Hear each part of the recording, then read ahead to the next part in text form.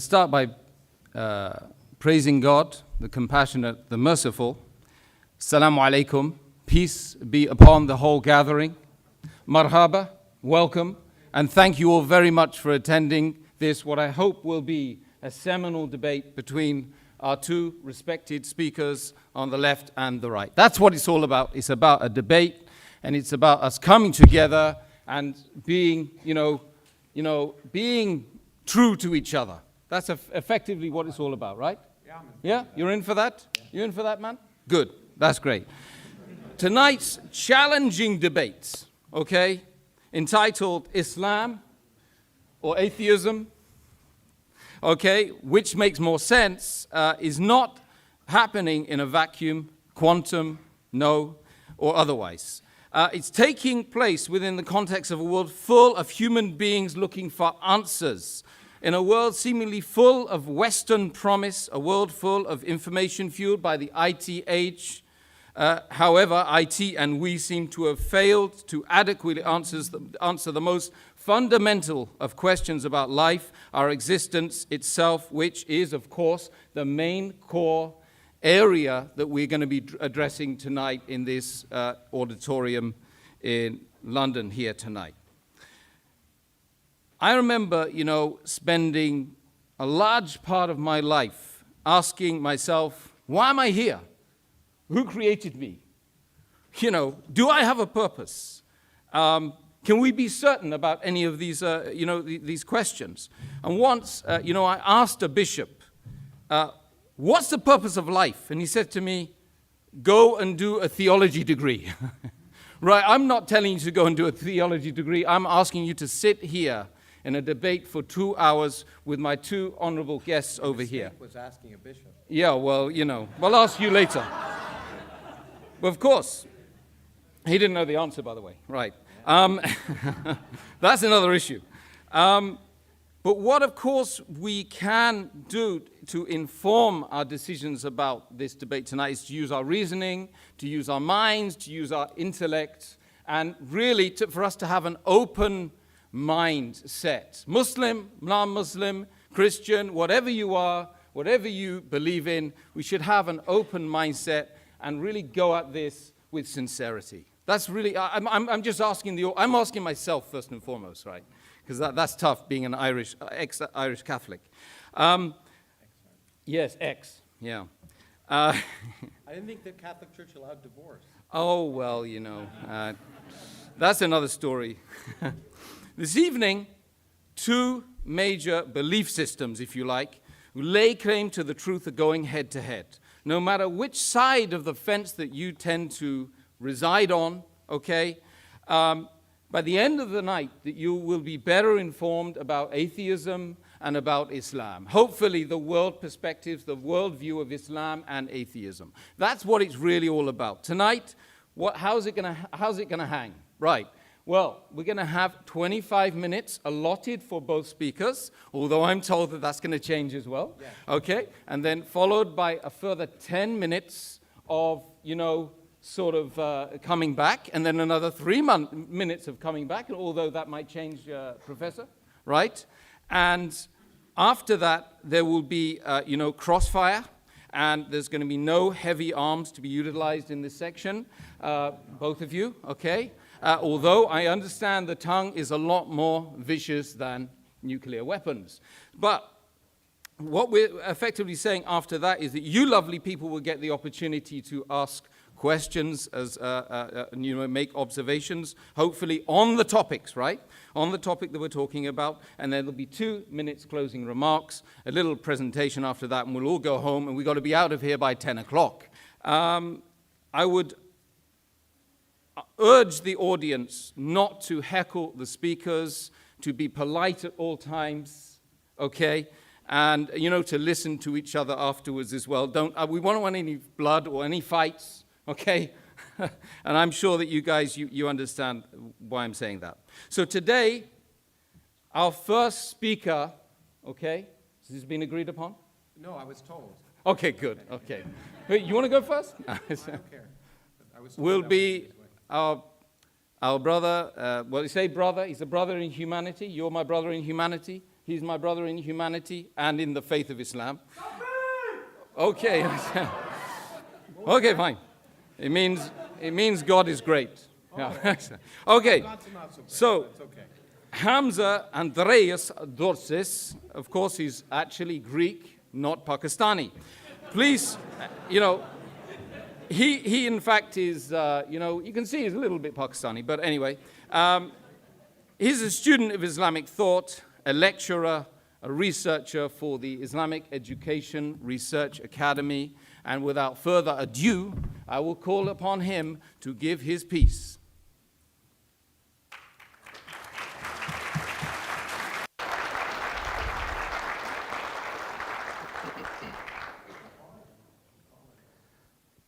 إن الحمد لله والصلاة والسلام على رسول الله. To proceed, respected Professor Krauss, guests, brothers and sisters, friends, relatives, I greet you with the warmest Islamic greetings of peace. Assalamu alaikum wa rahmatullahi wa barakatuhu. Which basically means, may the peace and blessings of God be upon you all. Today's question, Islam or atheism, which makes more sense? I would argue that if we use our reason, our rational faculties, we will definitely come to the conclusion that Islam makes more sense. And I'm going to use two simple arguments to verify that claim. Argument number one, Islam makes sense of the origins of the universe. Argument number two, Islam makes sense of the nature of the Quranic discourse. So let me go straight to the first argument, that Islam makes sense of the origins of the universe. Now, we all have had the same type of questions, well, most of us anyway. Why does the universe exist? Why is there something rather than nothing? And in response to that question, the grandfather of neo-atheism, Bertrand Russell, said, the universe is just there, and that's all. It's a brute fact. Even in Islamic history, as early as the 8th century, we had philosophical naturalists known as the Dahriya. They held similar views. Now, the implications of these historical opinions is that the universe is eternal. And if the universe is eternal, it implies there is an infinite past. But the question is, can we have an infinite past? Does the infinite make sense in the real world? Now, the assertion that the universe has an infinite past is absolutely irrational. This is because the quantifiable infinite cannot exist in the real world, something our beloved Professor Krauss has also suggested in his book, A Universe from Nothing, on page 71. He says clearly, the energy of empty space, or anything else for that matter, cannot physically be infinite. So we have to figure out a way to do the calculation to get a finite answer. Now, to highlight why the infinity or the infinite doesn't exist, take the following examples into consideration. Imagine we have, for example, an infinite number of Professor Krausses in this room. And if I were to take 5 Professor Krausses away, how many do we have left?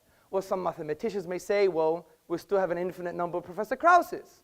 Logicians will say, we have infinity minus 5. But what stops me practically removing 5 Professor Krausses away from this room? Nothing. And if I do, there should be less than infinite, but there isn't, therefore it leads to absurdities and contradictions. Take this other example into consideration. The distance between myself and Professor Krauss.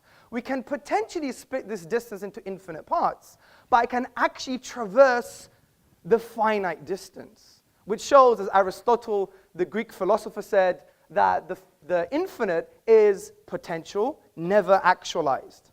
And in light of this, mathematicians Kasman and Newman said, the infinite certainly does not exist in the same sense that we say there are fish in the sea. And this leads to our deductive argument. Now, for those who don't know, a deductive argument is a conclusion that necessarily follows from its premises. And to deny a valid and sound deductive argument is equivalent of denying reality. So listen to the deductive argument. Number 1, an actual infinite cannot exist. Number 2, an infinite history of past events is an actual infinite.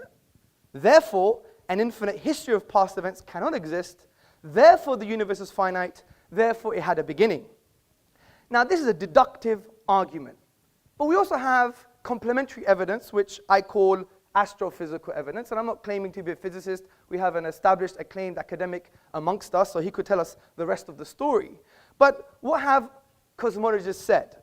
They have said, for example, Alexander Vilenkin, in his book, Many Worlds in One, which I believe is a friend of Professor Krauss, he says, with the proof now in place, cosmologists can no longer hide behind the possibility of a past eternal universe. There is no escape. They have to face the problem of a cosmic beginning. And just to note, even Professor Krauss in his book affirms a beginning to the universe.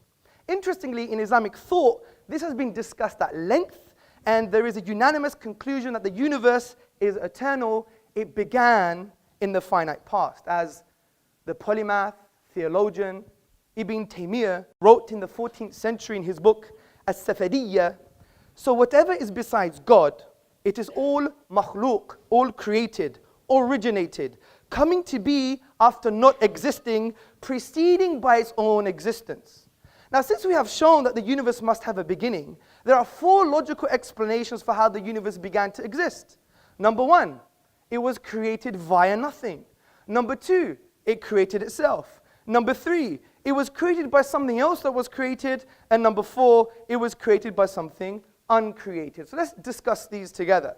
Could the universe be created via nothing? Well, first and foremost, what do we mean by nothing? By nothing we mean the absence of something, and in this case, the absence of the universe. Now, why does our definition make sense? This is because we have deductively argued that the universe began, and therefore it was once not there. There was an absence of the universe. This is undeniable due to the deductive nature of the argument. So based on our definition, I think we can conclude that the universe coming into being or existence via nothing is impossible on logical, rational, and I would even argue empirical grounds. You could discuss this mathematically, for example. What is 0 plus 0 plus 0? It's never going to be 3. It's 0. Therefore, the universe could not have come into existence via nothing. As P.J. Zwart in his publication About Time explains, if there is anything we can find inconceivable, it is that something could arise from nothing. Let's go to the next option. Could the universe create itself? Well, this implies that the universe was in existence and not in existence at the same time, which is an impossibility. Also, there's a crude example for you to picture in your mind. Ask yourself the question, can your mother give birth to herself? Obviously not. So we know self-creation is an impossibility. So the next option is, could the universe be created by something created? Well, I would argue as an ultimate explanation for how the universe began, this is illogical and irrational. The universe could not be as a result of another universe, for example, or something else that was created because of the absurdity of an infinite regress. Imagine this universe, universe 1, being as a result of another universe, universe 2, and universe 2 being as a result of another universe, universe 3, and this went on ad infinitum, we would never have the universe today. Hence, the Islamic philosopher and thinker, Dr. Jafar Idris, summarizes this point. He says, there would be no series of actual causes, but only a series of non-existence. The fact, however, is that there are existence around us. Therefore, the ultimate cause must be something other than temporal causes. So I would argue that the final possible explanation, which is the universe was created by something uncreated, is the most rational explanation. And the philosopher Abraham Varghese, in the appendix to Professor Anthony Fleur's book, There Is a God, explains this conclusion in a simple but forceful way. He writes, now, clearly, theists and atheists can agree on one thing. If anything exists at all, there must be something preceding it that always existed. How did this eternally existing reality come to be? The answer is that it never came to be. It always existed. Take your pick, the God or the universe. Something always existed. And we've argued deductively that the universe began, therefore it couldn't have always existed. Now, this doesn't mean God exists. It doesn't mean Allah, Buddha, Jesus, Yahweh exists. Of course not. That's a leap of faith. We leave that to the atheists. The point I'm trying to make here is that if we continue with our rational argumentation, using our aql meaning intellect in the Arabic language, as the Quranic discourse says, أَفَلَا تَعْقِلُونَ, do you not use your brains? If we continue using our brains, our mind, we will conclude something quite profound. Number one, that this uncreated creator must be eternal by definition because he's uncreated. Number two, he must be transcendent. As Ibn Taymiyyah, the 14th century philosopher and theologian, said, he must be distinct and disjoint from the universe. For example, if I were to create this lectern, do I become the lectern? No. Number 3, this uncreated creator must have a will, because if it's eternal and brought into existence a finite effect that began, like the universe, he must have chose the universe to come into existence. And a choice indicates a will, and a will indicates it can have a relationship with sentient beings in the universe. Number 4, it must be powerful. It created the atom, for example. If you split the atom, ask Professor Krauss what happens. 5th point, it must be perpetually knowing, because if it's eternal and it established laws like the law of gravity, it implies it's a lawgiver. So therefore we can make the inference that it's perpetually knowing or perpetually intelligent, because it's eternal and created laws in the universe. Finally, it must be one. If we use the rational principle called Occam's razor, and by the way, many people don't understand Occam's razor, and I think Professor Krauss doesn't understand Occam's razor either when I read his book, but he could debate with me later. Occam's razor is not about physical causes, by the way, which has been misconstrued as a straw man in the Kraussian fashion.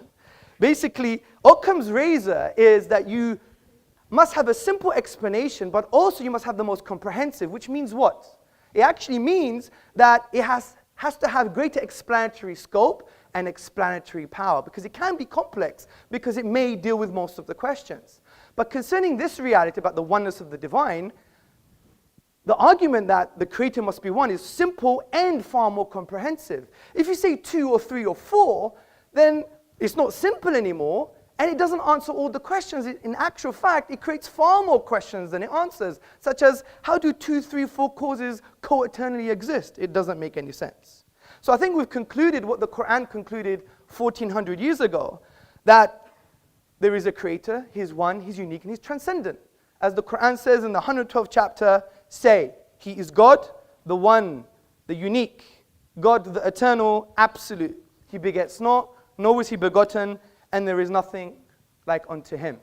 Now, before I move on to my next argument, I really want to have a nuanced discussion, a very nuanced discussion, which means if someone offers to talk to you, you have to talk to them back. And I wasn't offended, but I found it slightly childish when I asked someone in this room for us to have a chat, and he wouldn't have a chat with me, which I think is not very nice.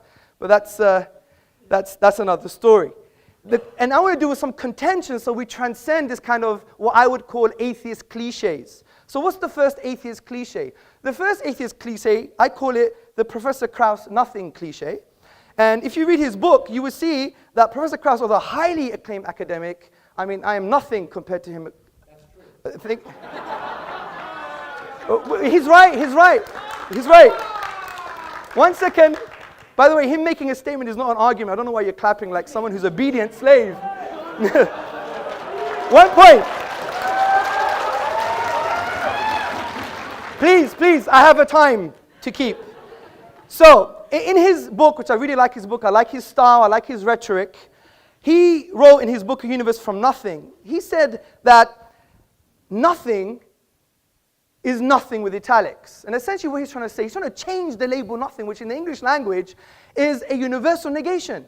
But he's saying nothing is actually something, which is a quantum reality. Now this is quite bizarre. And that's why you have to study philosophy, because you need to make conceptual distinctions. For example, imagine I was in the hallway and I said, I met nobody, and they gave me directions to this room. Or imagine if I said, for example, yesterday my wife made a great lunch, and it was nothing. Nothing tastes great with a bit of whipped cream. I mean, does this make any sense? And Professor Krauss' use of nothing is actually something. He also says in his book, in page 80, our universe will then turning to the quantum haze from which our own existence may have begun. And his own friend, Alexander Vilenkin, said recently, vacuum is very different from nothing. It's a physical object. But this is irrelevant almost, because even Krauss admits in his book that these are speculative and inconclusive conclusions. Because he says, I stress the word could here, because we may never have enough empirical information to resolve this question unambiguously. So I do respect what he's trying to do, but you would never take an inductive argument over a deductive one. Only someone intellectually challenged would do that, in my humble opinion. The second contention is that things can come into being without any cause. You have a quantum vacuum, a quantum reality, and there are some subatomic events that appear without no causes. I believe we have a strong defeater to this argument, and it concerns perceptions, and it rests on a Kantian argument. Now, I can order my perception in this room. I could see this very handsome young man. I can see the cameraman. I could see the wall. I can also reverse that perception. But if my wife were to start walking down this auditorium, I couldn't help but see her front before I see her back. And I couldn't reverse that perception. Now, the very fact that I know when I can order my perceptions and when I can't, and when I can reverse my perceptions and when I can't, is because we have an innate concept of causal links and causal connections. To reject that based on empiricism or an empirical reality is equivalent and tantamount of actually rejecting the perception itself. It's like shooting yourself in the foot. This is why the philosopher John Cottingham in his book Rationalism said, but on Kant's argument, we will not be able to recognize the event in the first place unless there were a rule that makes it necessary that the order of our perception should be thus and not otherwise. In short, the very experience of an external event already presupposes an understanding of causal necessity. So these are the cliches. Let's go to the next argument, which is the nature of the Quran. Now, the Quranic discourse has been described by Eastern and Western scholars as an intrusive and imposing text, which seeks to intrude into the inner dimensions of man. Now, this imposition is positive as the Quran seeks to positively engage with your intellect and with your psychological disposition. And the way the Quran achieves this is by asking questions. وَفِي أَنفُسِكُمْ أَفَلَا تُبْصِرُونَ. And in themselves, do they not see? Talks about the physiological reality, the psychological reality, even referring to things like consciousness.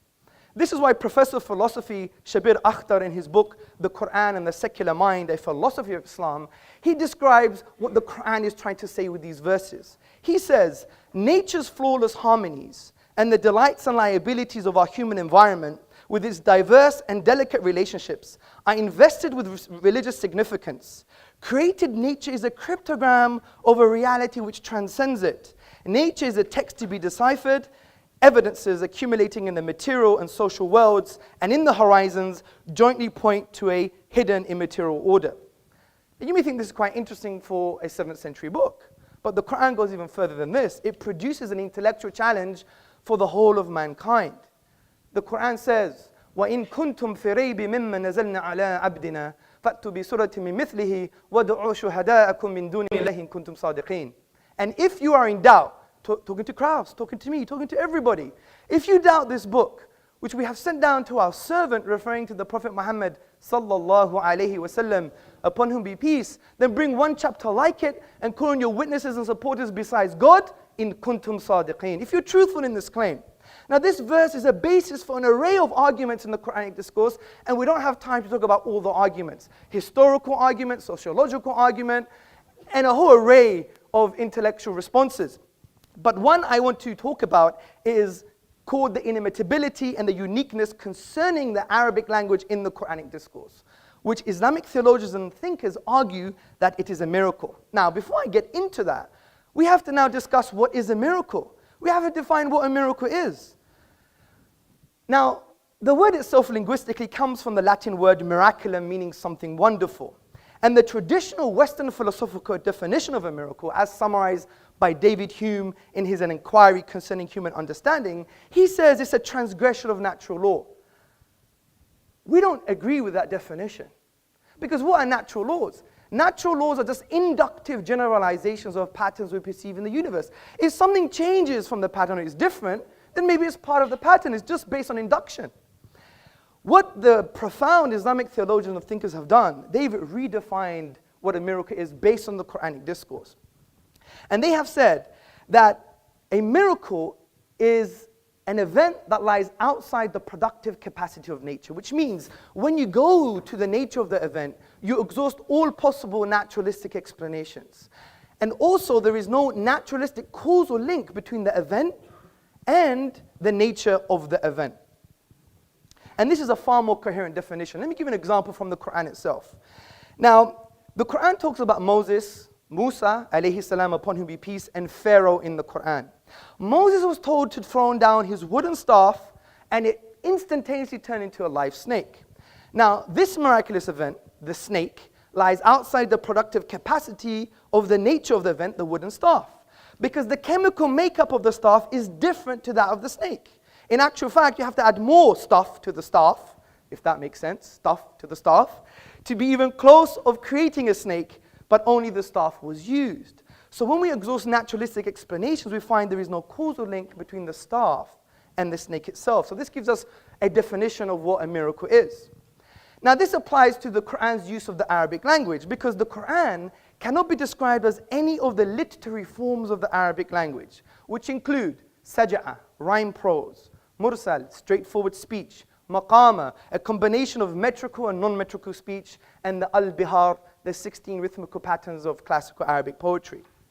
Now interestingly, in classical Arabic, every expression falls within the known literary forms of the Arabic language. The Quran, however, descopes the Arabic language. And the Quran is a miracle from this perspective, because even though it's made up of the Arabic language, there is no causal link between the Arabic language and the Arabic in the Quran.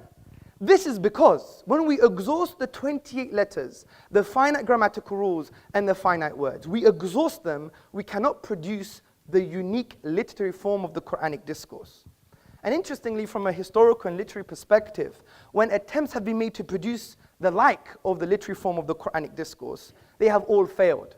As the academic Foster Fitzgerald Arbuthnot, a notable British Orientalist, states, and that those several attempts have been made to produce a work equal to it as far as elegant writing is concerned, none have yet succeeded. In this light, brothers, sisters, and friends, what we've just discussed can develop into a deductive argument. And listen very carefully. Number one, a miracle is an event that lies outside the productive capacity of nature. In other words, there are no causal links between the event and the nature of the event. Number two, the Quran's literary form lies outside the productive capacity of the nature of the Arabic language. Its literary form cannot be logically explained using the Arabic language. Therefore, the Quran is a miracle. As Professor Bruce Lawrence from Duke University in his book, The Quran, a Biography, on page number 8 said, as tangible signs, Quranic verses are expressive of inexhaustible truth. They signify meaning, layered within meaning, light upon light, miracle after miracle. So we have two key arguments that are based on deduction, not just induction. And to challenge a deductive argument, you have to challenge the premises, and I hope Professor Krauss would do that. So let's go to some contentions. What about Shakespeare? Shakespeare is unique, but this is a very shallow contention. And I even heard this from Dan Barker in our debate in Minnesota, and he didn't do his reading. Basically, Shakespeare is not unique from the perspective of the structural features of language, the literary form. Rather, it's aesthetic reception. The kind of argument we're talking about are the structural features of the Arabic language. And if you look at Shakespeare, he used the iambic pentameter, the trochaic verse, the blank verse. And many English literateurs use the same kind of structures. And if you go to the book, the Oxford Dictionary of National Biography, you will see that Shakespeare has been compared to Francis Beaumont, John Fletcher, and other playwrights. So he's not unique or inimitable from the perspective that we're talking about. Finally, the last contention is, but I'm not an Arab. How would I know? Well, we could use another argument called rational deduction.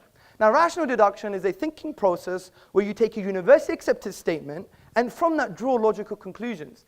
And no one would deny universally accepted statements from academia or from authorities that are valid and sound and authentic. Because this is the realm of epistemology, the study of belief, and a valid source of knowledge is actually testimony. If you read the works of Professor Cody and Professor Keith Lehrer in the epistemology of testimony published by Oxford, you will see it's a grounded argument which we could discuss later.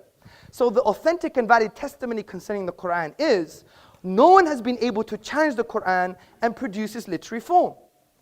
If that is true, then we could draw logical conclusions without even knowing one letter of the Arabic language. We could say, well, could it be from an Arab? Could it be from a non-Arab? Could it be from Muhammad, upon whom be peace? Or is it from the divine reality? We know it couldn't be from an Arab because they all failed, especially the best Arabs at the time. We know it can't be a non-Arab because you have to know Arabic. We know it couldn't be from Muhammad, upon whom be peace, because all human expression, if you have the blueprint, you can replicate it. Just look at some replicas of Picasso and Monet in art. And therefore, it must be from the divine. So from this perspective, we've dealt with some outdated cliches because I really want a nuanced and frank discussion. I really do. And I hope I do have that with Professor Krauss. I respect him dearly, and I respect all of you. Obviously, we're going to have a pun here and there, but you know, that's the whole point. I couldn't let Krauss get away with what he did in the beginning. So from that perspective, I really want him to deal with my premises and I want him to deal with the deductive argument, and I wish him Godspeed. Thank you. Okay, thank you very much, Hamza Tzortzis, for that expressive presentation on the Islamic worldview.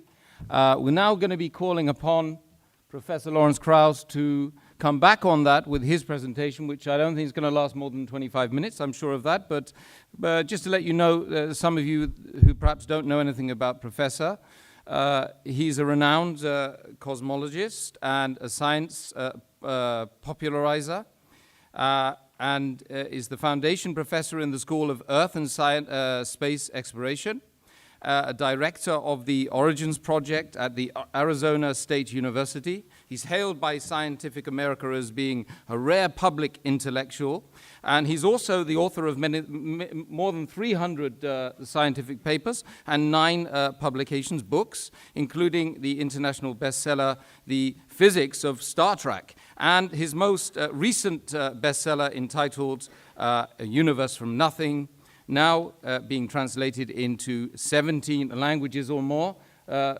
Professor Krauss, I call upon you to respond. Well, first I want to thank the people who invited me, who've been very gracious to me, treated me with more hospitality than I've gotten in many times I've talked. So I guess it's Sabia, who I haven't met, and Obeida, who's been taking care of me for the last day or two, and Isa, who I was just working with. And so I do want to thank them tremendously. They showed me great respect and hospitality, and I want to show them and you that kind of respect. And that doesn't mean I respect ideas. Okay, some ideas are ridiculous, and that's perfectly reasonable. In fact, ridiculing ideas is what makes progress. So if I offend some of you, I don't mean to offend you personally. I may offend some of your ideas, but that doesn't bother me at all. In fact, if you confront my ideas, it will lead to a discussion. What does offend me, of course, is offending personal freedom and equal rights, and that's one of the reasons why I got upset at the beginning of this session. But that's been fixed, and I thank the organizers for that as well. To agreeing to not segregate this room in a 21st century is a great step forward, and I appreciate that. Now, I'm really shocked. First of all I've watched Mr. Tzortzis, right? Tzortzis. My Greek is pretty good, I think. Be gorgeous. Yeah, gorgeous. Well, you are rather gorgeous. Gorgeous George over here. I watched some of these, and they're always exactly the same. So I thought they'd be different this time. And it always begins with you, and I'm supposed to respond to you. And I will, to some extent, but it's hard to respond to nonsense. And in fact, the point of this is not a question, does God exist? That's not the question. It's atheism or Islam or atheism, which is more sensible, I think is what it says, or something like that. Now, I was just shocked because I thought that you wouldn't bother to try and pretend you knew science, because you don't, and we're going to go through that in real detail. Everything you said is nonsense when it comes to science, so we'll go through, and we'll have a little chat, if that's okay. Of course. Okay, good. And so I found it remarkable that you began with that kind of nonsense, and we'll continue from that. But let me just first begin with the fact that the premise of this debate is in some sense inappropriate, because it suggests two things. First of all, it suggests that Islam is something special, and it isn't. It's not special at all. It's one of 1,000 religions or more that have existed since the dawn of humanity, all of which claim divine revelation, all of which claim perfection, all of which proclaim infinite knowledge, uniqueness, beauty, etc. So Islam is just a religion like any other religion. And there's no difference. It proclaims, just as the Rig Veda did and Akhenaten in ancient Egypt, that the universe had a beginning, nothing special, okay? There's absolutely nothing special. So the question is, Islam as one of 1,000 religions, all of which make the same claims, but mutually inconsistent ones. So one of the things we know is, of these 1,000 religions, they all make mutually inconsistent claims, so they can't all be correct. In fact, at best, one of them can be correct. because they're not consistent with each other. So that means a priori, just a priori, and I know like that, you like that term instead of a posteriori. I've heard you say that. A priori, Islam has a probability of 0.1% of being correct. Because it's just one of 1,000 religions, and one of them is, at most is correct. But since they all make the same claims, it's probable that none of them are correct. So treating Islam specially is inappropriate. Then atheism is somehow, as has been described, a belief system. It's not a belief system like Islam or Judaism or Christianity or the Norse myths or Zeus or Thor or any of the other myths that have been created throughout human history. All it's saying is, it's not a belief system. It's saying, you know what? We don't choose to believe that stuff because it's not sensible. So it's not saying we believe X. It's saying, well, this myth is inconsistent with this myth, or this myth is inconsistent with what we know about the universe, and therefore, it's unlikely to be true. So what atheism is just saying, this is unlikely to be true. It's not a belief system. So to compare one versus the other is, of course, false. It's a false premise.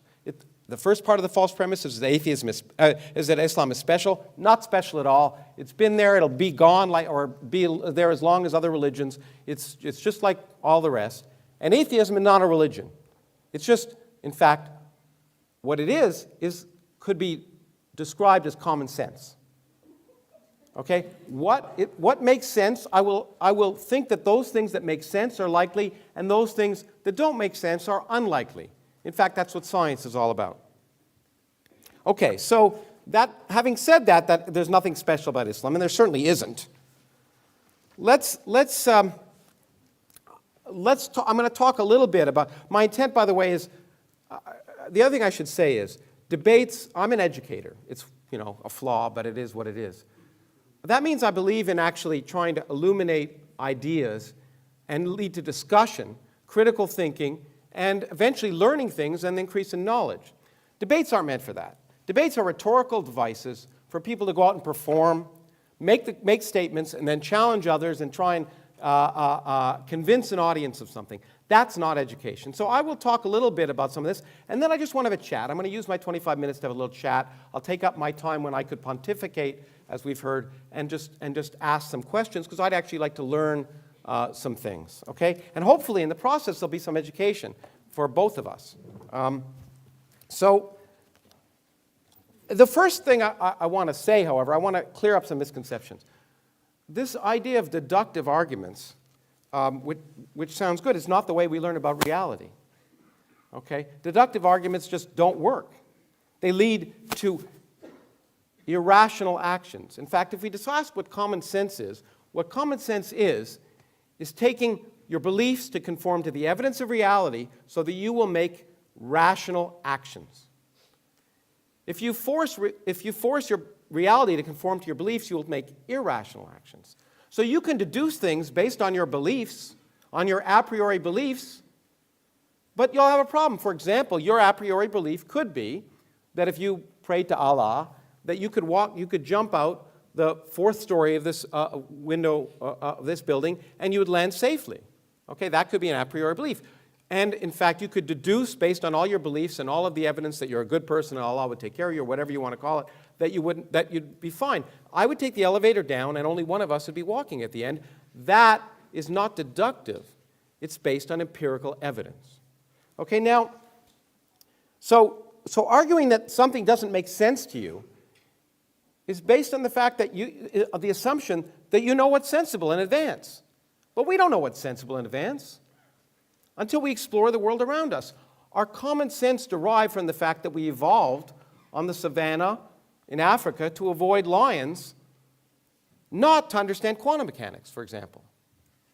As I've often said, common sense, our deductions might suggest that you cannot be in two places at once. That is crazy. But of course, an electron not only can be, but it is. It doesn't make sense because we didn't evolve to know about it. We've learned about it. We force our idea of common sense to change. It's called learning. Some people would rather read an ancient book than learn. And this has been a very good evidence of that. For example, to say something is inconceivable just means you can't conceive it. But the great thing about the universe, and the reason that I do science, is that the universe has a much greater imagination than we do. In fact, there are more things in heaven and earth than are dreamt of in your philosophy. And that's what's wonderful about the universe. Things that are inconceivable happen all the time. And what that does is that expands our mind. And expanding our minds to conform to the evidence of reality is common sense. And that's what, when you call atheism, that's what that is. That's just saying, I'm going to accept the evidence of reality, and if something seems like it contradicts the evidence of reality or is irrational, I should question it. Now, there are a lot of ideas which gorgeous George over here, no, Mr. Tzortzis. Tzortzis. I've been to Istanbul and I'm trying to learn Turkish, but Tzortzis, Mr. Tzortzis. It's okay. Do you speak ancient Arabic, by the way?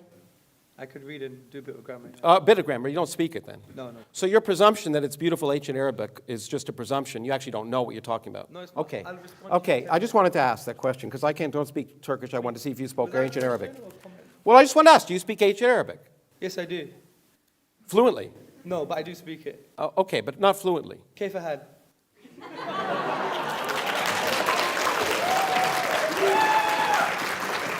Well, you know what? There's a real language that you don't speak. It's called the language of mathematics. So let's talk about that. Let's talk about this nonsense about infinity.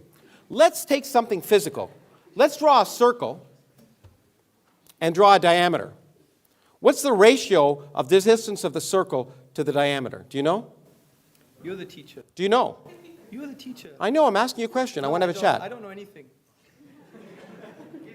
Well, you've demonstrated that, but you ever heard of pi? Yes, I have, yeah. Oh, do you know what it is? 3.14 Christian, you say. How many decimals does it have? I don't remember. An infinite number. Yes. Okay, so the physical distance of the ratio of a diameter of a circle to its circumference is an infinite number. Yes. What do you know? Now, when we talk about, what's amazing to me is you quoted Aristotle as the basis of science. Of course, Aristotle was the one that told us objects fall in proportion to their weight because he actually didn't do the experiment. He deduced it based on what he wanted. Galileo, of course, did the experiment, right? And we know, let's do the experiment here in front of you. So I'm going to take this object and this object. Yes. Aristotle would tell me which would fall first. Will you tell me which would fall first? Guess, if you don't know. The book. Okay, look, you were right. Great. Okay, good. Why? Because there's resistance Resistance to what? to the paper, right? Okay, exactly. Aristotle didn't know that. Yes, he didn't. Okay. Aristotle also claimed that infinity was impossible because indeed, as you pointed out, the distance from you to me could be divided into a half, and then a quarter, and then an eighth, and then a 16th, and that's an infinite thing. It makes it impossible. Yes. Well, the thing that Aristotle didn't know how to do, and you don't know how to do, is to sum an infinite series. 1 plus a half plus a quarter plus an eighth plus a 16th adds up to 2. Yes. Okay, so that kind of argument that infinity is impossible, it just doesn't make sense mathematically. Infinities do occur. Now, it is true in my book that I said infinite density or infinite energy is a concept that appears to be in contradiction with the evidence of physics. But that doesn't apply. All infinities are impossible. In fact, space could be infinitely large. There's no presumption that space isn't infinitely large. It could be.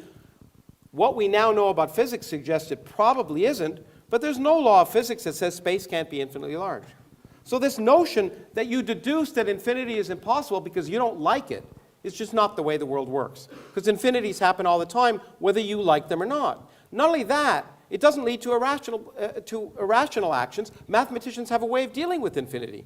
We can add infinities. We can take numbers and an infinite series that, for example, the series 1 plus 2 plus 3 plus 4 plus 5 plus 6 plus 7 to infinity actually has, in mathematical terms, can have a finite sum.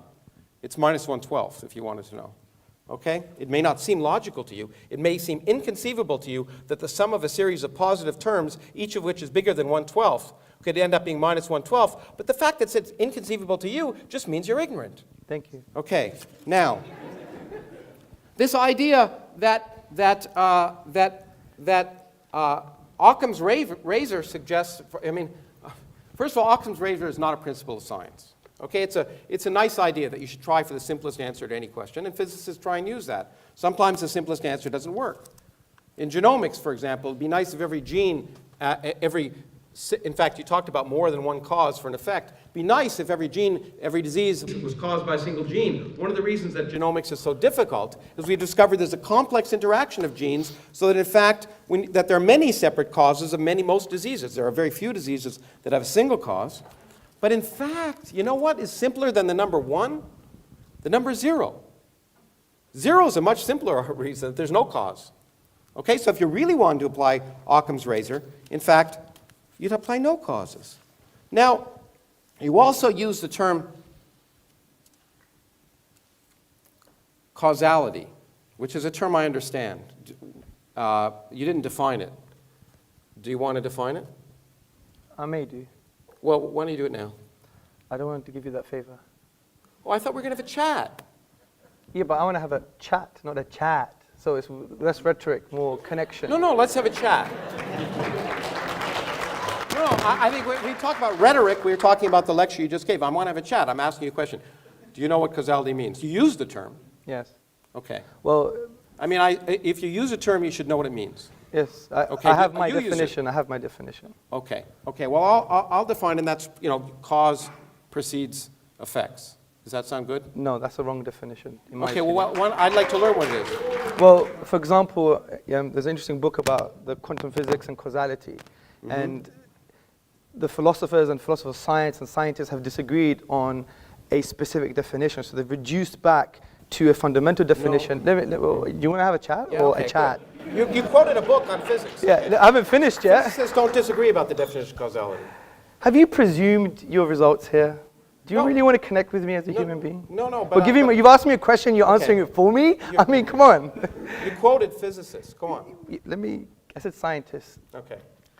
Now, which is the same, I agree. Now, so from my limited knowledge, and I do believe it is limited, of course, is that the agreement has been on something which produces an effect, which includes, therefore, you can have something called asymmetric spontaneous causality, where the cause exists prior causally, but not prior temporally. So there is a whole range. What's prior causally, not prior temporally? Prior causally means that there is I'll give you an example. The Kantian example was you have an infinite ball that's on an infinite pillow. Now, they both, time doesn't exist here, but you're not going to say the indentation is not as a result of the ball. So there is a causal dependency there, and time is out of the window. So we could discuss causality until the cows come home, but it's not as simple as what you're trying to say in terms of that. It doesn't presume temporality, do you see? Well, I think it does. I think, again, if you think carefully about what you just did, Okay. the ball doesn't create an indent in a pillow. And by the way, you used infinite. I thought we weren't allowed infinite. But anyway. It was an example. Yeah, well, it's an example of a physical example, which you said doesn't exist if it's infinite. But it doesn't matter if it's infinite. A pillow here, a finite pillow and a finite ball. Yes. Okay? There's an indent. Of course there is, yeah. Okay, was the ball there or not? Well, my example wasn't based on finitude, it was based on they're both infinite. Well, but if the ball isn't on the pillow, it doesn't create an indent, right? Yeah, of course, yeah. Okay, so it had to be, so was it put on the pillow or not? Well, that's irrelevant. You're damning the example. then you're That's a logical fallacy. Get the point I'm trying to say. The point is that the physical causes have physical effects. So either the ball is on the pillow or not. Now, the point about causality is that the interesting aspect of it is that it's an interesting physical question.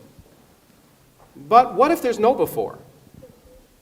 Let's take, you talked about the cosmology. So let's take general relativity, whose equations I'm sure you don't know. And I said I don't know anything. The beginning. You made it very clear that the beginning of the universe is very important. You deduced it, but in fact, deduction doesn't matter. The point is, the universe, our visible universe, did have a beginning because we can measure it. Whether we liked it or not, or whether we think it's sensible or not, it actually did have a beginning, a factor not in dispute. Our universe had a beginning. Now, however, the laws of physics tell us, right now, if we extrapolate back to the beginning, that if we took it at face value, that time didn't exist before t equals 0. So if time doesn't exist at all, the sense of cause doesn't even make sense. And this is the key point. In science, we have to realize that our common sense notions sometimes go out the window. When we observe effects, they have causes. But at the beginning of time, when time itself may have come into existence, then that question becomes a bad question. Philosophers can debate it, people can write it down, but it doesn't matter. Now, the other thing I will say is you've somehow talked to me about the fact that the Quran as a literary document is different than other literary documents. And you've given some arguments that I understand. What I actually did this the other day because I've seen you give this talk a gazillion times. I actually input in a computer a lot of Arabic words and asked them to produce it at random. And I produced 2 sentences from the Arabic from the Quran in 11.6 seconds. My computer speaks neither Arabic nor is Arab, but produced those incredibly divine words. Now, the other question, of course, I would have is, and this is a common sense question, is why did God choose Arabic, or Aramaic, or Greek? I mean, doesn't he speak English? Or the Americans always think he does, which is why they invented the Mormon religion. So the question I want to ask is, what makes sense is to ask not the details of the Quran, which I don't want to dwell on, because it's just one of 1,000 different religions, all of which make the same claims, and all of which, if you look at them a priori, are equally ridiculous from a priori common sense notion. For example, and I got this from my late friend Christopher Hitchens, is it sensible to assume that humans evolved in their present form somewhere between 250,000 to 1 million years ago? So you have a God who creates a universe and has 4.5 billion years of life evolving, and then Homo sapiens evolve and live in incredibly awful conditions and for 250,000 years, and suddenly, in the middle of the desert, in a cave where no one can see it, he takes some poor schmo and says, I'm going to tell you the truth. And not only that, I'm going to allow you to save humanity. And in fact, if people don't believe you, they're going to go to hell for eternity. And we can talk in great length, in great sadomasochistic length about the torture they're going to have, and we can all enjoy it. Now, what about all those poor 250,000 years of people, of real people who were struggling to exist and survive, those poor people who were existing before that God decided to give his revelation to Muhammad? Why that? Why would a sensible God wait that long? And of course, the interesting question you have to ask is, why are the revelations always done when no one can see them? If you're asking a court of law, you'd say, well, you know what? It just doesn't make sense. Why don't once it doesn't call down from the sky so everyone can hear them? Why is it always given to people in private who then claim they've had a revelation? Now, why should I believe Muhammad's revelations any more than anyone else's? In fact, there's a young woman in the United States, in my country, who, as you know, had a revelation. You may know this. She had a revelation. God told her to drown her 4 children in a bathtub. And she did. Because God told her. She heard it. She heard it. She had a revelation. It was real. She heard words of incredible harmony and beauty that she'd never experienced before in her life, and she drowned her 4 children. Okay, now she's in a mental hospital for good reason. Because there's no evidence, that a sensible person would believe to suggest that God was telling her to drown the 4 children. Now, let me ask you, do you think Sharia law should be instituted? Oh, it depends how you define Sharia law. Do you know anything about Sharia law, sir? Well, I was going to ask you about it. I will teach you in the next round. Okay, good. Do you think, for example, that blasphemers should be punished? Blasphemers meaning? Maybe if I say, let's just say, and forgive me, let's just say I say that someone who married a 9-year-old girl is a pedophile. Yeah. And maybe that person is a prophet. Is that a blasphemer? Is that worth being punished for? Well, I think you should be educated first and foremost. No, maybe, I'm not saying it happened. But let's say I said that, I made that claim. Should I be punished? In a court of law with justice, there will be a form of punishment, yes. Okay. So what about if I openly questioned the existence of God? In fact, said openly and preached in a room that there's no God. Is that worth punishment? This is full in our history. We don't have a problem with intellectual debate and dialogue. I even mentioned the 8th century Dahriya. So if I say that Allah is not God, but Thor is God, and people should worship Thor, and I go, and that it's not blasphemous. Well, it's wrong and it's childish, but I will have a discussion. But it's blasphemous to suggest, is it blasphemous to suggest that Muhammad isn't a prophet? Well, from an Islamic perspective, but you have to understand there's a difference between public intellectual discourse and great, being deliberately rude. Okay, well that's But we're all great. for intellectual discourse as per this big debate. Oh, but you say I should be punished if I suggest Muhammad was a child molester. That's No, I wasn't saying that. Didn't you say that? What I'm saying is, in an Islamic law, for instance, if you were to speak about something like this, and you would be taken to a court under certain conditions, then I would be punished. there may be a punishment, but generally speaking, it would be more edifying and educational. But should there be punishment? That's what I'm asking you. Should there be? Oh, you're asking me if there should be punishment? I think we should follow God's law, of course. So there should be a punishment. I think there should be a punishment if you're deliberately harming anyone else. For openly questioning. Well, John Stuart Mill had the same opinion. Openly ridiculing. No, there's a difference. Don't straw man my positions. Okay, let me take a more clear example. You're straw manning my Say positions. you're a homosexual man, Yes. and you have sex with another homosexual man. Should that be subject to punishment? In the private home, it's outside of the Sharia law. If they did it in public, which doesn't even happen where you're from, then there's a different story. What would the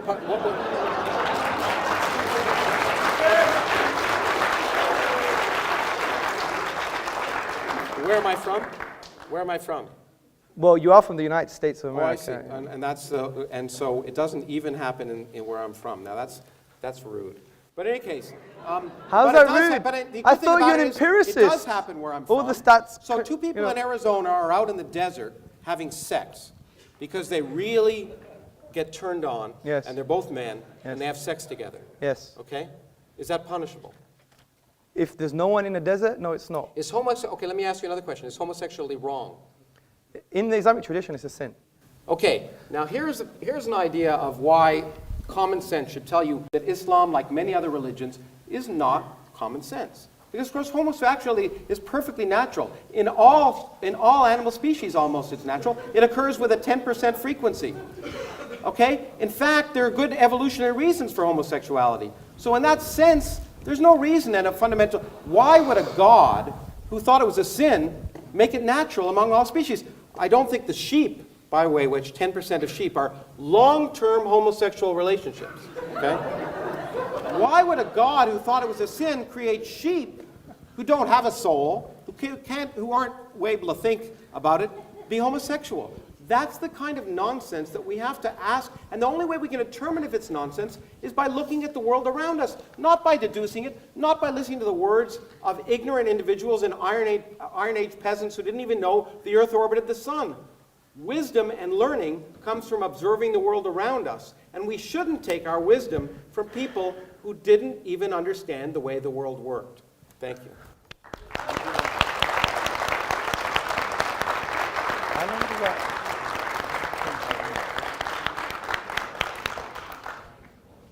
Professor Krauss, thank you very much for your presentation on the atheist worldview. It's not a worldview. I think it was actually more like a dialogue, nice to chat between you two guys. Actually, I was wondering when I should jump in and stop you guys. You know. Anyway, I'm sure Aristotle and Plato did the same thing.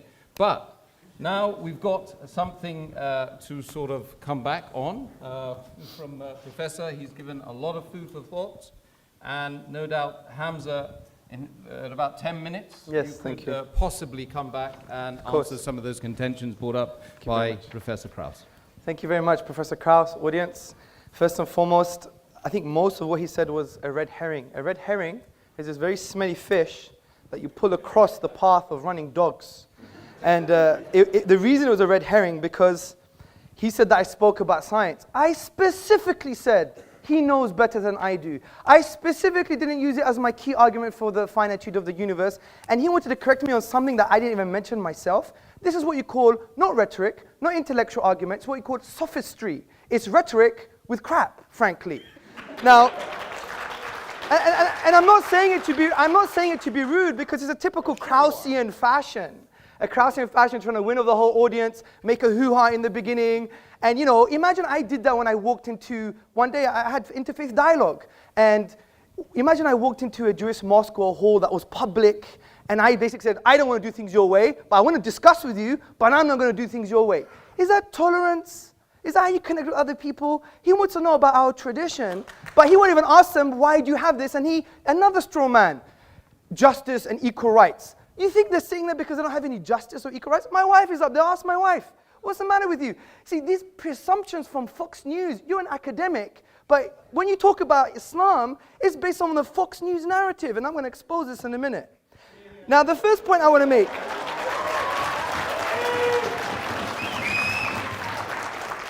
Now, you used the word a priori more than 3 times, but you rejected deductive thinking. I mean, isn't a priori deductive? I mean, you can't have your cake and eat it, sir. I tried to talk on your level. That's the first point. The second point I'd like to make. Actually, let me calm down. The second point I would like to make is that, see, we're not rejecting inductive arguments. Of course we're not. You're forgetting the inductive method, the scientific method. Do you know where it came from, sir? Do you know where it came from?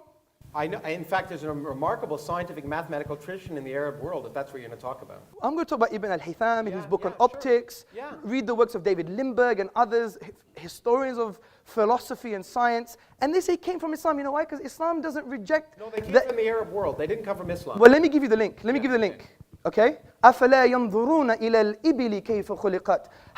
Have you not seen empiricism, the creative thing like a camel, and how it was formed or how it was created? This was the basis and this was the poetic justification for the entire scientific method. As Muslims, we go where the science takes us. But we're not stupid. Deductive arguments, they are necessarily true. If you wanted to discuss my argument, you had to break down the premises, which you didn't. You just talking about the infinite and the circle and the circumference. I knew we were going to do this because it's all mathematics. You remember what I said? No, it's a physical circle. Yeah, but let me make a point. Let me make a point. I said the quantifiable infinite cannot be actualized in the physical world, something that you agreed with. 1 second. And I said there's nothing wrong with the qualitative infinite. And qualitative infinites can exist infinitely. For example, mathematicians discuss. Yes, so where's the infinite there? That's the length. You think this is a length is a physical quantity? That is. Length that a is. physical quantity? That is, yeah. Okay, the length of this and the length of that, okay, the ratio of those two lengths is an infinite number. Yes, of course it is. Okay. But what is that length? What is that length? 1. This is a length 1. Is 1 Krauss. Okay, can you... These are pi Krauss. 1 second. Can you measure the straight line and can you measure the circumference? Yes or no? I can measure it. Well, that's quantifiable. Yeah. What you're talking about is in the realm of mathematical realm of discourse, which has axioms and conventions, which makes sense. I'm not disagreeing with that. I'm agreeing with what you already agreed with in your own book, which from a quantifiable, discrete perspective, you can't have an infinite. That's the point I'm trying to make. Discrete. The discrete But parts. who says it has to be discrete? Oh, but that's your presupposition. That's your No, presupposition. actually, You brought your assumptions, Fox News, by the way, and other stuff, and you think you've got an answer. No. I have time. Let me finish this, please. Okay, because Yeah. I got to teach you different calculus. Newton invented a long Yeah, time I know, ago. but calculus is based on axioms and conventions in the mathematical realm of It discourse. describes how things work. Yes. Let me make a point. So, that's the first point. Oh, dear. Okay, then you spoke about, for example, 0 is simple as Occam's razor. Again, you've misconstrued what Occam's razor is. Occam's razor is not only the simplest explanation, but it has to have greater explanatory scope and explanatory power. 0 has no explanatory scope or power concerning the origins of the universe from that perspective. I'll explain it how it does. The other point I like to make is you spoke about, for example, hell and justice, and look at all these people that are going to hell. Again, another huge straw man. You've misrepresented Islamic theology. We have a very nuanced theology, sir. I think the best thing to do, if you were sincere, you would have said, you know, Hamza, I don't get this. I haven't read this before. I'm just making my own mind up because I watch videos of Christopher Hitchens and he's an authority to me. I don't know much. Can you tell me what Islam says about this issue? That would have been better, wouldn't it? But again, it's a straw man. And when it comes to things like hell, we believe God is all just and all merciful, okay? No one disagrees with the concept of punishment, okay?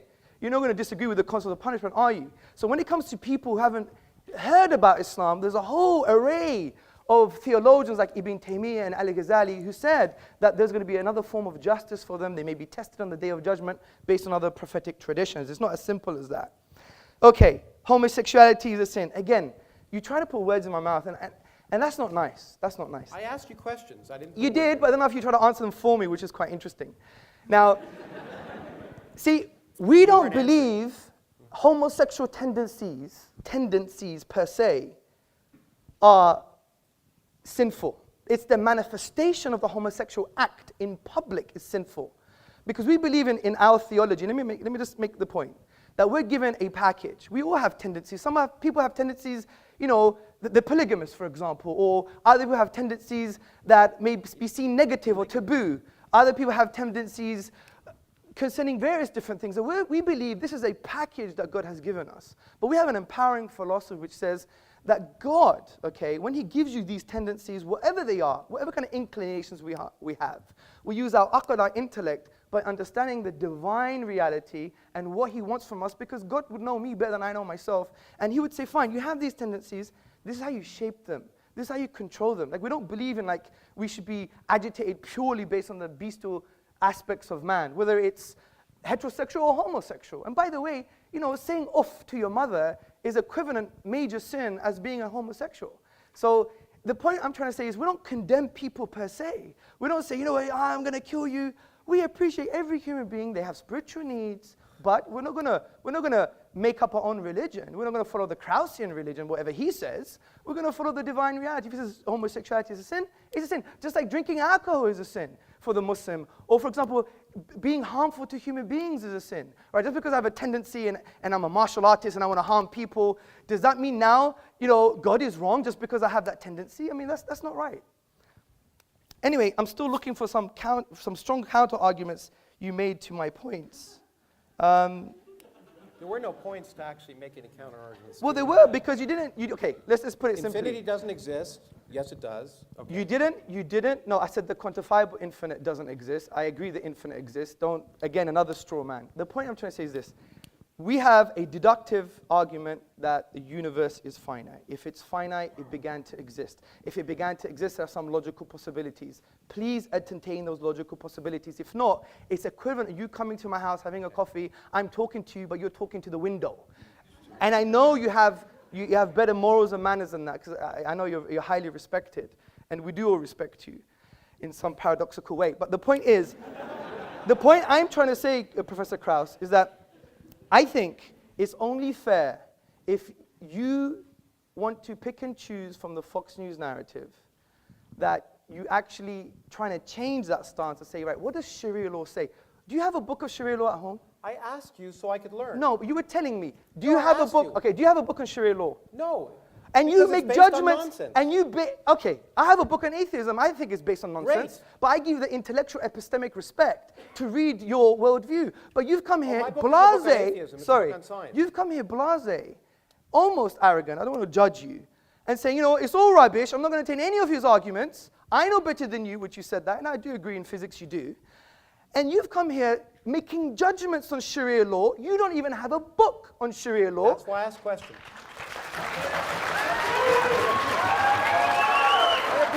And the point is... Look, I'm sorry. That's why I asked questions. I asked you questions so I could learn. I asked what you thought Yes. as someone whose opinions I'm supposed to respect. And I wanted to know, Yes. did you think it was wrong? And I wanted to know why. There's no sense why homosexuality is wrong. I wanted to know what common sense tells you that homosexuality is wrong, except some self-proclaimed prophet telling you with no evidence. There's a different point. Okay. Okay, let me ask Professor Krauss a question. Why is incest wrong? It's not clear to me that it's wrong. Okay. It's clear to me. There's an evidence. No. Listen to me. Listen to me. Wait. Let's give him the respect, please. He's got a You justification. ask me a question, and if you want me to answer, I will. Yeah, of course. Do it. Okay. The point is, most societies have a taboo on incest, and it's an empirical one. Generally, incest produces genetic defects. Yes. Okay. And so in general, there's a physiological reason and a societal one why incest is wrong. Yes. Okay? But if you ask me the question, is it, and this is an interesting question, by the way, there's an ingrained incest taboo in almost all societies for that reason. Sure. Because societies want to persist, so it works. But if you asked me a priori, for example, the question, if a brother and a sister loved each other and used contraception, is there something absolutely morally wrong about that? And that, by the way, and it was once, and they went off and it didn't affect anything else, I'd have to think about it, because I don't think there's any absolute condemnation of that fact. If they love each other and care for each other and they go off and it doesn't affect anything else, Okay. Would I recommend it? No. Would I be particularly happy about it? But would I be willing to listen to those arguments if they were rational? Maybe. Okay, good. So, see, this is precisely the point I'm trying to make, Professor Krauss, is that I find it quite interesting. Someone who adopts an atheist position would have strong moral judgments about a religious tradition, whereas your moral judgments, at best, are relative and subjective. Now, when you look about moral theory, from an Islamic perspective and a religious perspective, you see that objective morals, like even pointing the finger and saying, you know, you're wrong, you're nonsense, Sharia law is backward, these kind of strong emotive things, I think we can only be that emotive and strong in an objective sense if you have God as a grounding for your objective moral values. Because if you take God out of the picture, he's the only concept that transcends human subjectivity. Social pressure, you know that doesn't work. Look what happened in Nazi Germany. You know, for example, evolution makes it end up being ephemeral and empty. If you look at the philosopher of science, Michael Rules, he said, you think loving thy neighbor as thyself is like you're referring above and beyond yourself. But essentially, it has no true meaning. It's just a product of survival and reproduction. So from this perspective, you don't have an ontological grounding for objective moral truths. The best you could do, what a lot of atheists have done, is, well, we believe in moral realism, which is moral truths are just moral truths because they are. Well, Islam just is, and the Prophet Muhammad upon him peace just is, and the Quran just is. That's not an argument. So the reason I asked you that question, sir, was to say, how on earth, from an intellectual perspective, can we point the finger at religions from a moral perspective? And especially today's been, the irony is, most of your articulation against Islam has had a moral vibe to it, not a rational one, because you didn't deal with the premises of my argument. I did. No, you didn't. You talked about infinity and... I talked about causality, infinity, the words that you were throwing out. Yes, and what did you say about causality? I said, in fact, that it's quite likely that beginning of the universe causality isn't a good question. But if you understood the physics, you'd understand it. Your presupposition of causality... No, it's not my presupposition. It is. It's time doesn't exist. Yes. Space doesn't exist. Okay, think about the statement, something produces an effect. Mm-hmm. Where is time as a definition there? Produces. No, it could be atemporal. What do you mean atemporal? You Well, explain to me clearly what you mean in a physical way. And Okay. Don't just give me English language. Give me a physical example. Okay, let me give you, like your nothing is a physical example, yeah? Well, you haven't described what my nothing is yet. You read the preface, like a number of people did, but I don't know if you got very far in the Actually, book. I read the whole book. I liked it. What's my nothing? Your nothing is... What is my nothing? Your nothing is quantum. No. It is. No. No space, no time, no laws, no nothing. But that's still a quantum haze. No. That is. No, there's no quantum. There's no universe. There's no universe. Nothing. Zero, zip, nada. So why did you say in your own book then that we will reduce to our own quantum haze? Hamza, can I Yep. can I Well, he took a lot of interrupt? my time. Yeah. Well, but did you- It's you kind took of on my time to dissolving answer my into a question. discussion. So we'll continue the discussion. Oh, we I don't will plan do. to pontificate. No, of course. Okay. yes. Okay. Thanks very much, Hamza. Please come and sit down, brother.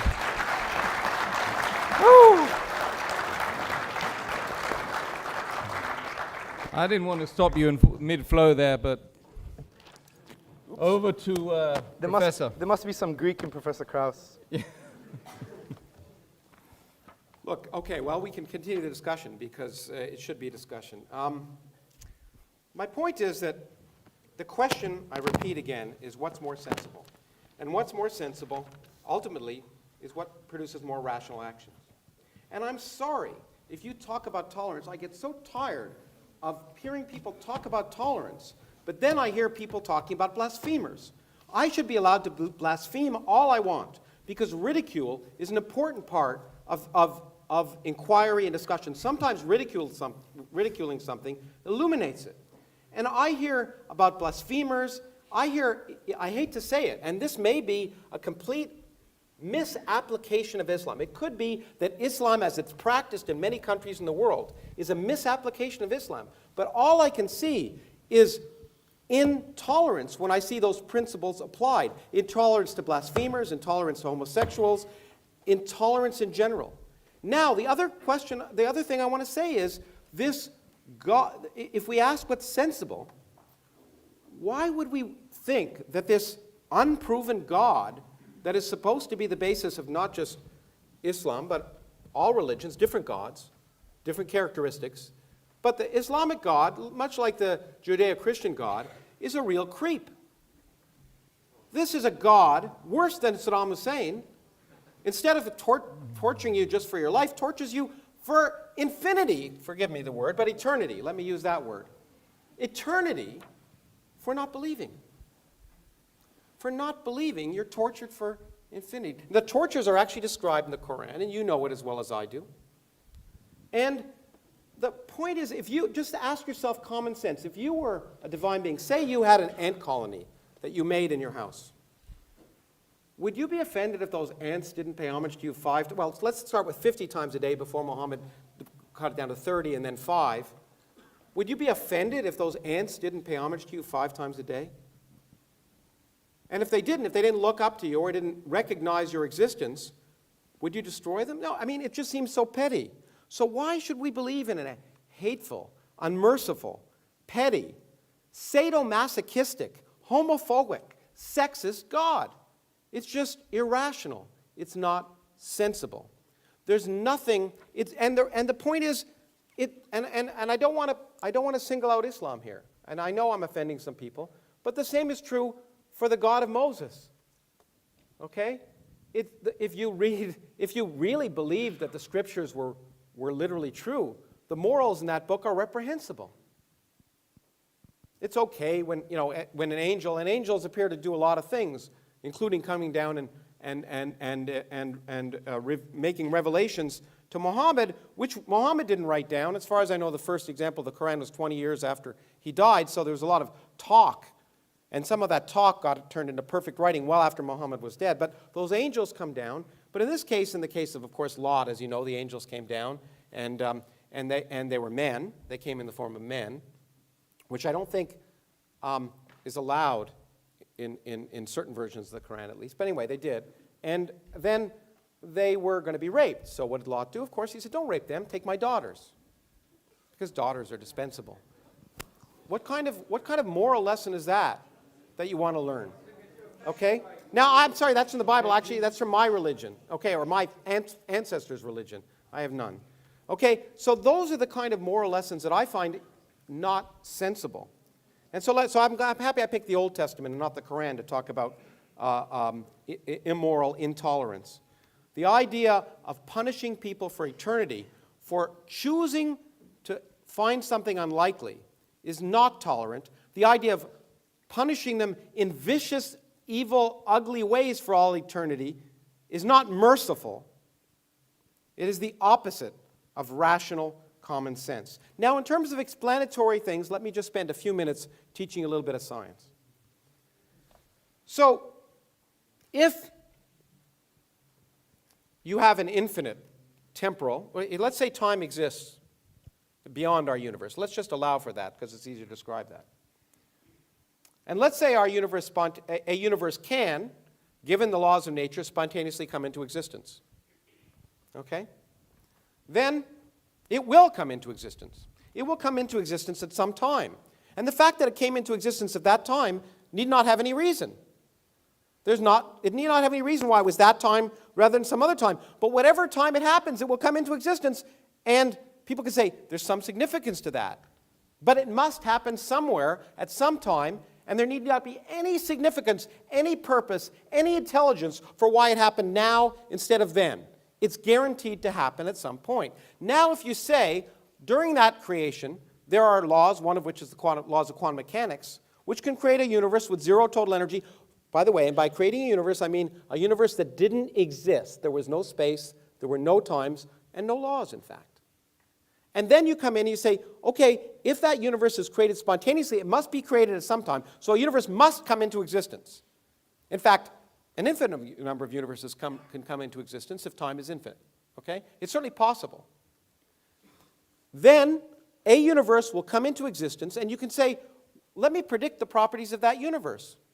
Well, lo and behold, the properties of that universe happen to be exactly the properties of the universe we live in, including the structure of the fluctuations of the cosmic microwave background that collapse to produce all the galaxies and all the stars and the planets and you and me.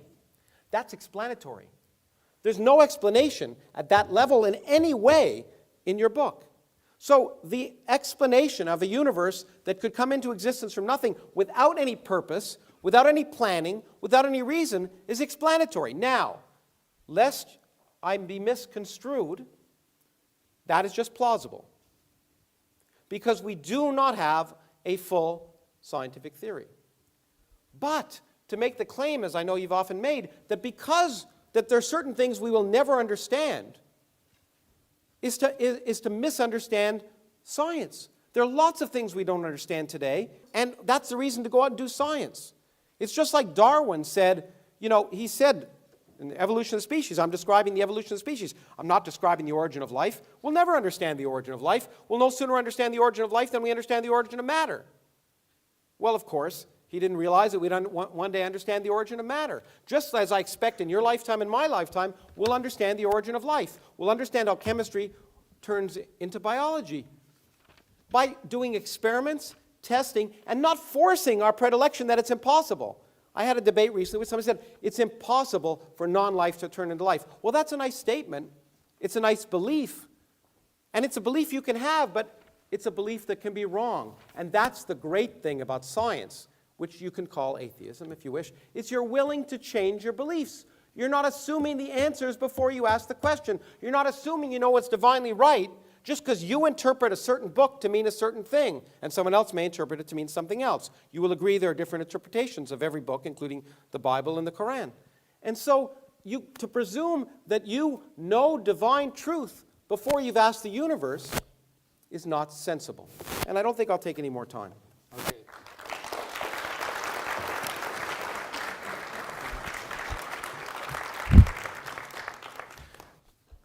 Thank you, Professor Krauss. Now back over to Hamza. 3 minutes it will be, thereabouts. Thank you, Professor. Thank you very much for your presentation. Now, I really want you to try and address some of my arguments. You produced something about with the Quran, but if you were attentive to my argument, the Quran says bring a chapter like it, not two verses from different chapters. So again, it was a straw man of the articulation of what the Quranic miracle was. And I could spend more time maybe during the Q&A to explain what that is, but I specifically said bring one chapter like it. Your computer model, which I like to see evidence of, by the way. But who just decides what's like it? I mean, do you decide or do I? Okay, is that a different to question? To me, Shakespeare is more beautiful than the Quran. That's fine. Okay. But, or James Joyce. Yes. He doesn't use iambic I understand, pentameter. I understand, sir. Okay. But what you have to understand, sir, is this, is that I repeated maybe more than once, it's not based on aesthetic reception and your opinions on beauty. Who determined it? Well, it's the reality, empirical reality. No, I'm going to what's explain. empirical reality? Let me explain what the argument is again, because from your onset, you've misunderstood it. You thought You it was quoted beauty. people who said it couldn't have been created. But those are just literary scholars. What if I say, yeah, it could be created? Yeah, let me just explain that, because Okay. your first presupposition was based on a falsehood, wasn't it? Yeah, you thought it was aesthetic reception. It's based upon the structural features of the Arabic language. Now, because I only have 2 minutes, I'll continue that on the Q&A, okay? So, also you're saying about that, look, if the universe began, and we could show that maybe empirically or deductively. My focus is on the deduction here. And I don't think you really address on the infinite perspective when we said that this is based on axioms and conventions in the mathematical realm of discourse, but in discrete physical parts, as you've admitted in your book, that can't happen. So we have a deductive argument that the universe began, which means it once wasn't there. Ontologically, if there wasn't a cause for that, you wouldn't have the universe in the first place. The second point I like to make. No, there's you see the photon that's lighting you up from that thing? Yes. It didn't exist before it was emitted by the electron. Yes. Okay? It didn't exist. Yes. It wasn't there. And you're saying there's no cause? It wasn't, point is, yeah, I'm saying this.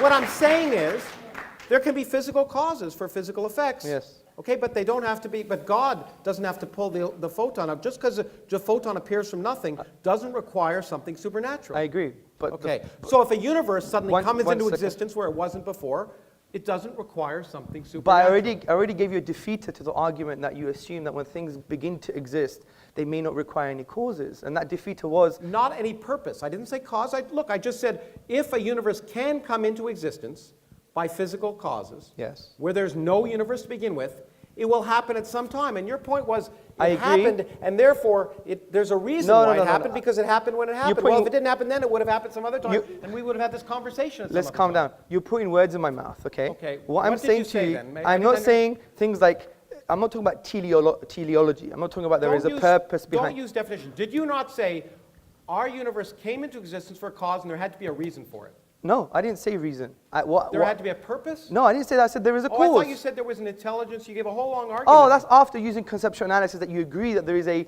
uncreated creator or a cause that was uncaused.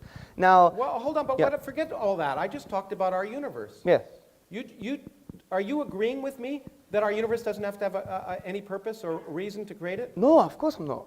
I don't agree with you. Well- but that's not my argument. My argument is, deductively, was the universe once absent? Yes. Yes.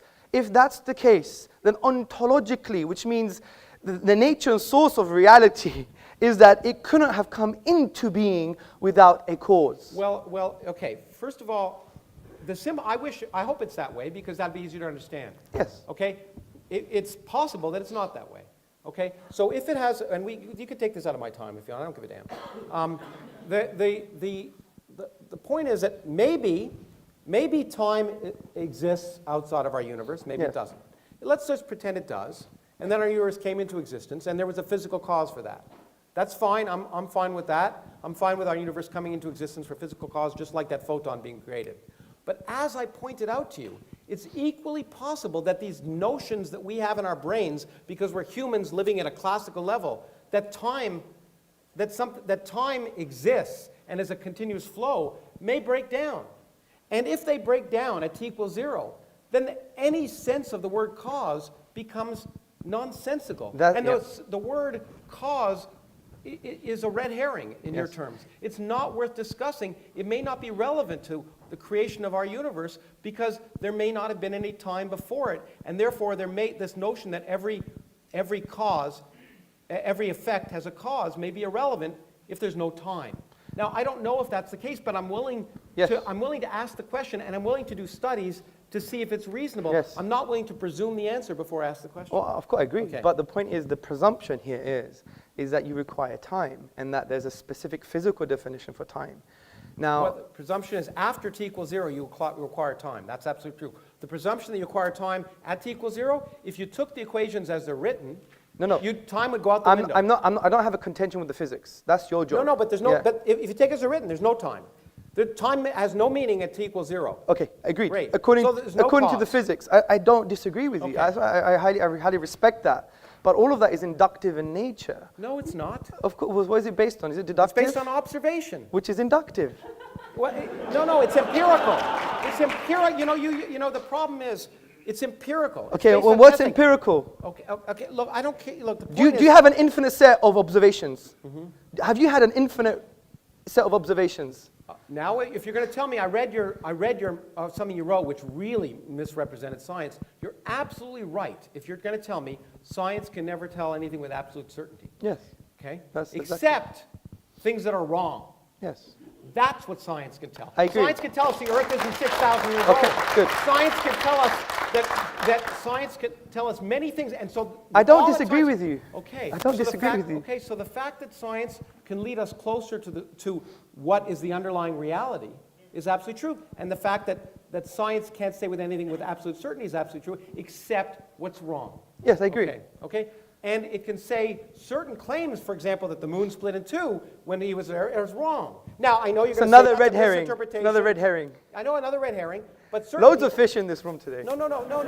Some people, as you know, some interpreters of that thought that was the case, but they're wrong. You agree with me? That's it. Do you agree that I'm those making a interpreters- different point here, That Professor. claim, okay, all I'm saying is this is a book of words, and you can interpret it many different ways, and some interpretation of those I'm gonna words address are that. wrong. I'm gonna address that as well. But that's look, we're going from so many different issues. It's a typical strategy of not knowing how to respond to a particular point. Look, the point of interpretation, for example, the Quran, for example, if we read the whole of the Quran holistically, we understand that it's probably the only religious book that gives you tools of interpretation.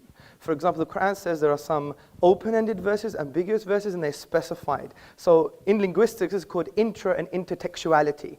Now, therefore, it creates a scope of interpretation. Yes, I agree there's interpretation, but there are some things that lie outside of the scope because you don't know the language, you don't know the interpretive tools, you don't follow the scholarly tradition, etc. So there is, yes, I agree, a scope of interpretation, but it's fixed. So that is, in essence, the red herring. The point I want to get to What's here, different about that than, say, Christian theological's different interpretation of the Bible? well, that's There's no very difference, interesting. right? Well, for example, in the Protestant tradition, the reason they moved away from the Catholic Church is because they said, look, it's me and my book, and I could interpret the way I want. But now a lot of Protestants are coming back to the Catholic tradition because they're saying, how do I understand God's word? And that's why they see the church entity as an interpretive authority, do you see? So obviously they have their own confusions, but the book doesn't tell it how to interpret it. That's why you have the German School of Systematic Theology. The Catholic Church, which now accepts evolution, for example, would say, you're right, the book doesn't tell us how to interpret this ridiculous first But I just want to Genesis. get back to my original point, which is, so there's nothing unique about it. You keep pretending Islam is unique, and I don't see it. can we deal with the point at a time? Okay. Yeah, Okay, okay. okay. But you throw these things out. We believe And Islam and is if I not don't- unique. If I don't Professor, challenge them, Professor, then they'll sound we as if don't they're believe Islam is unique. We believe it's a universal message that believes in one true God. Don't enslave yourself to your ego and your desires and the beast aspects of man or to the social pressure, loyal because I'm worth it. So is But free yourself from these shackles and worship the divine, which gives you true freedom. Because if you want real liberty, interestingly, the word ruh in the Arabic language means soul or self. And it comes from the triliteral soul or stem. self? Which one? Both, in different contexts, okay? what We just soul be is. nuanced, okay? Yeah. Not reductionist. So, What's a soul? You want to tell me what a soul is? well, when you die, you'll find out. Let me just get my point.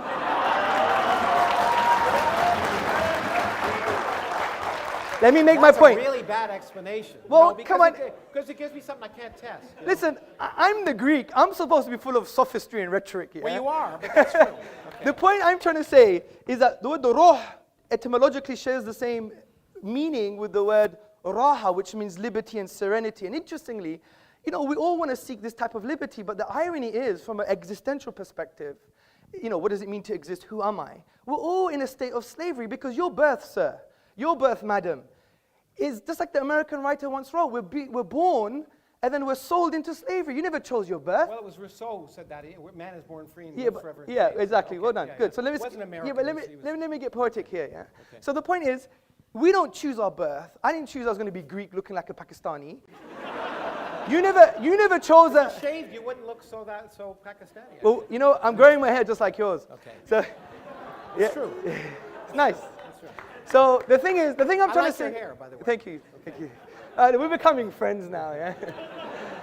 So the point I'm trying to say is, look, let's be nuanced about some of the narratives from religion. That, in essence, that's how. See, you have to empathize and see the filters that the Muslim will use. And that's why a Muslim woman who may cover her hair, a Muslim man who may grow a beard, these are not reasons because it's like this kind of ridiculous type of blind slavery. We really understand that the only way to free yourself from the shackles of the ephemeral nature of social pressure, because we're social animals, of the very fact that you didn't choose your birth or your ethnicity or even your own gender, you free yourself from these shackles by what we call ubudiyya, a servanthood to the divine reality. But the question I want to ask is Yes. it sensible? So why is it sensible for a woman to be covered up and not a man? Well, I am covered. No, you're not covered up. You're not covered up. You wanna You're not say- put in a bag like some of the people back there. Well, it's not really a bag. No, it is. Yeah? As far as I'm concerned, it is. Okay, look, that's a different question. I'm not going to get into the moral judgments from certain traditions because at the end of the day, And, we've already. and by the way, they're all only Islamic. I mean, if you want me to offend other religions, I'm happy. No, to I'm do not it. saying that, Okay. Krauss, but someone who is rationalizing incest doesn't have no more high ground to point the finger at Muslim women. I mean, and the other point. No. Yeah. Now you're doing soft. No, but let me That's finish. not a Let me question. finish. Let me And finish. I explained why. in Let general, me incest complete the is a bad thing. sentence. I'm sure it wouldn't go ad infinitum. Okay. Let me make my point. Well, we could go ad infinitum because it could last an infinite amount of time. It's certainly- Potentially. So, not you actually. agree? Potentially, yeah, but not actually. That was my point, which you misunderstood. So the point I'm trying to say, Professor Krauss, is this, is that, these pointing the finger at other traditions, where is your ontological basis for an objective moral value like this? Well, you know, in fact... Is it objectively wrong that she's wearing a bag? What? Is it objectively morally wrong? And how is it I objectively didn't never say morally it was wrong. I asked if it's sensible. Okay, is it sensible? Okay, and so my question to you is, it seems to me that given the fact that I happen to view women and men as, you know, we have differences, inherent genetic Of differences. course, yes. But in every other sense, we're equal human beings. And in fact, in many senses, as you know, there are advantages and disadvantages. We don't disagree with that. So I do not see any reason to treat women differently than men. It doesn't make sense to me. That's all I'm saying. Okay, fair enough. Good. Okay. So the point is, when we make moral judgments, I know you use the word sensible, but other times you're making moral judgments. I don't talk, unlike you, I don't talk about morals because I try, in this sense, the question before us was not, is atheism moral or is Islam moral? It's, is it sensible? And when people act So why have you nonsensibly- spent 25 minutes pointing the finger and making moral judgments rather than didn't ever say- trying to deal with my argument? I didn't make For a moral- example, I didn't you make thought- a moral judgment about your misinterpretation of whether infinity is allowed in physics. I didn't make a moral I judgment. never said that. I made a factual I never said judgment. that. I said it makes sense in physics because you need the mathematics to correspond to physical reality. I don't disagree with that.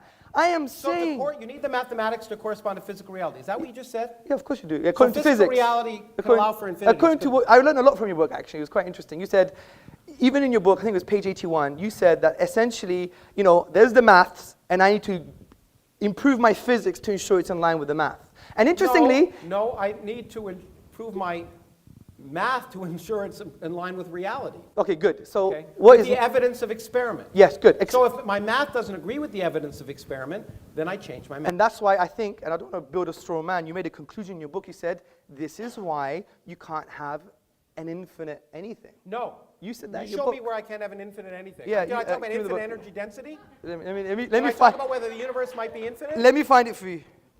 And by the way, if I did, I was wrong.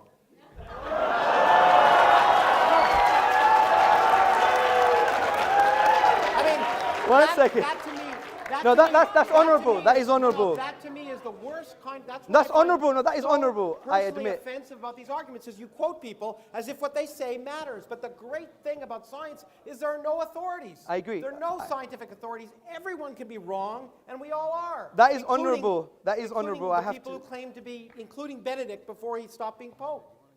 Yeah, 1 second. Just 1 second. Just bear with me. He wanted it here. It's here somewhere. No, I'm enjoying Yeah, it. please. No, this is good. This is good. Okay, so here we go.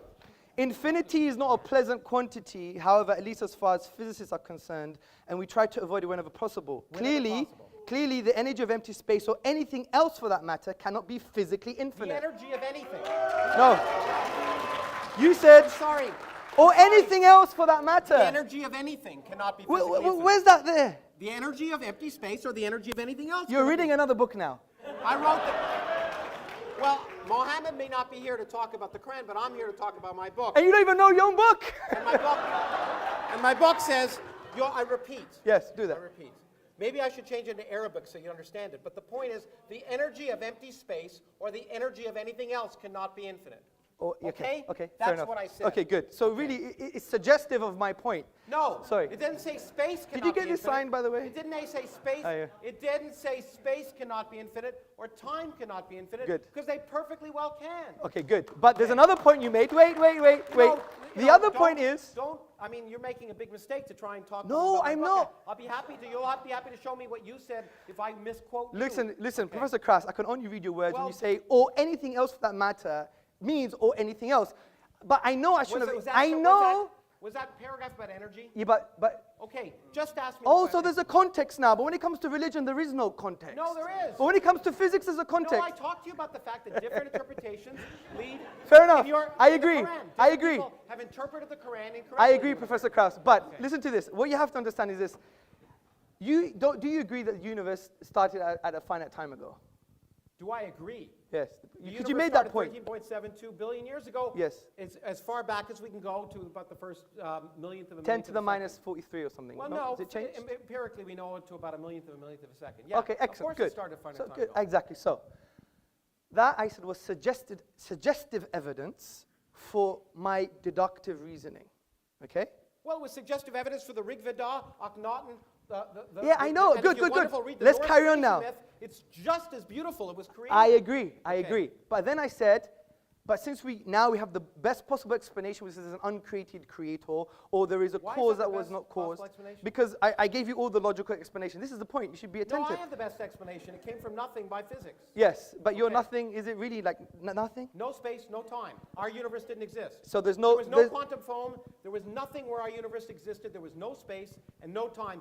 Everything we see, this room that we're in, So did not exist. when your friend Vilenkin comments on that, 1 second. So when your friend Alexander Vilenkin, who's a renowned cosmologist, And a good friend, a yeah. good friend. I mean, I read some of his works. It goes way beyond me. I have to And admit in that. fact, you know what? Yeah. You know what? In fact, Alex Vilenkin, as you read in my book, as I did, in fact, he scooped me because he wrote Yes, the he paper did. I read before that. Yeah, did, that was very interesting, Talked yeah. about a creation of space from no space. Yes, I agree. Okay. Recently, he has mentioned that there is a spatio-temporal boundary, right? No. What has he said? Well, he is, I mean, you know, we can talk about the details of the instanton that he described in the Yes, mathematical yes, equation, but in fact, there is no space at the central point of that Okay, instanton. agreed. So, but, see, my main point is that this evidence is suggestive of an evidence that is what I would call far more stronger. It has great epistemic value, and I'm going to end on this. Because it has greater epistemic value, because as you admitted, the inductive method doesn't lead to certain conclusions, whereas the deductive method leads to certainty. Now, you can't get it Which all is the often time. wrong. But no, if the premises... I can be certain about something be wrong. Can you? Yeah, Can you? I agree. But Okay. Krauss, if the premises are sound and the logic is valid, it's still certain. You still What if have the to prove universe to me. doesn't respect your logic? Yeah, but Krauss, Professor Krauss, you still have to prove to me that the deductive logic I used is unsound or not valid, and you haven't done that. Well, Okay. You don't think I have. I do. Okay, I'm really sorry to interrupt you, Professor Krauss. Hamza, you're going at it hammer and tongs, but